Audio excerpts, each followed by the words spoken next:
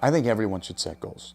And, you know, when people talk about it, they throw it around all the time, sometimes very casually. And to me, a goal isn't real until I've written it down. And once you write it down, then you're basically setting a plan in motion into the universe. And at that point, then you've basically committed. And what I like to do is not only write it down, but break it down. Because if it's a loftier goal, one that's going to take, you know, maybe 90 days or 6 months to complete, I want to break it down to smaller bites and measurable and things that I can follow up on. So I'll take a 90-day goal and I'll break it down by week. This is what I need to do week 1, week 2, week 3, and then before you know it, you're there.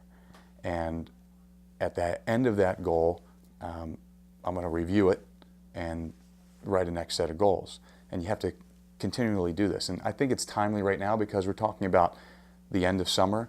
A lot of people will set goals at the end of the year. Oh, I'm going to start this year out. It's going to be a new year. Very popular time to review and start goals. But this is also a great time because you're talking about the end of summer.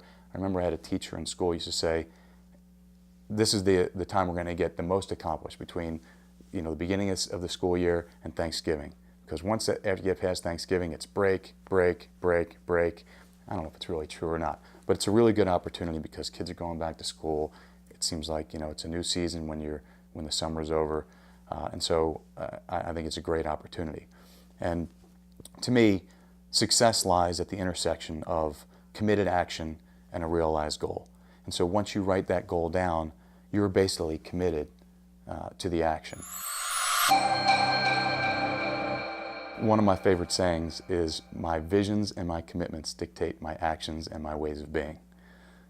Sounds a little complicated, but really what it means is that what I see for myself and what I commit to, I'm going to act accordingly. So if I see myself getting in shape and I commit to getting in shape, I'm going to go to the gym and I'm going to eat properly. I'm going to take that action.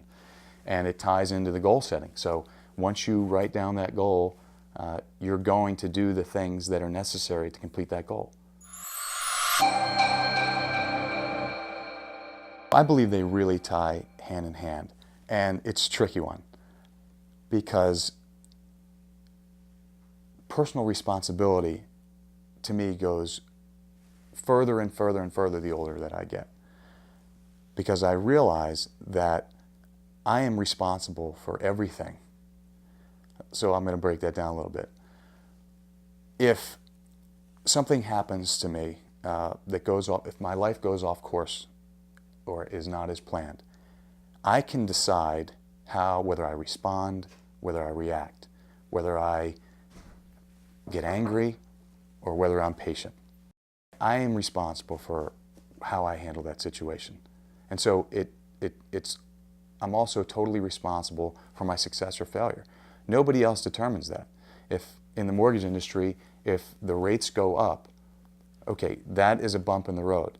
How I respond to that is on me. I am ultimately responsible for my own success or failure. When you accomplish a goal, take a moment to celebrate.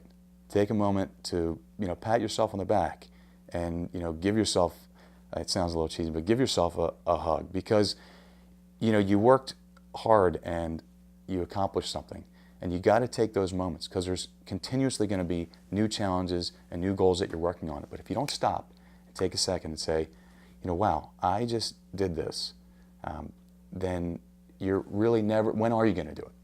Because they happen quickly and life moves quickly. So you got to take a moment and stop and appreciate yourself.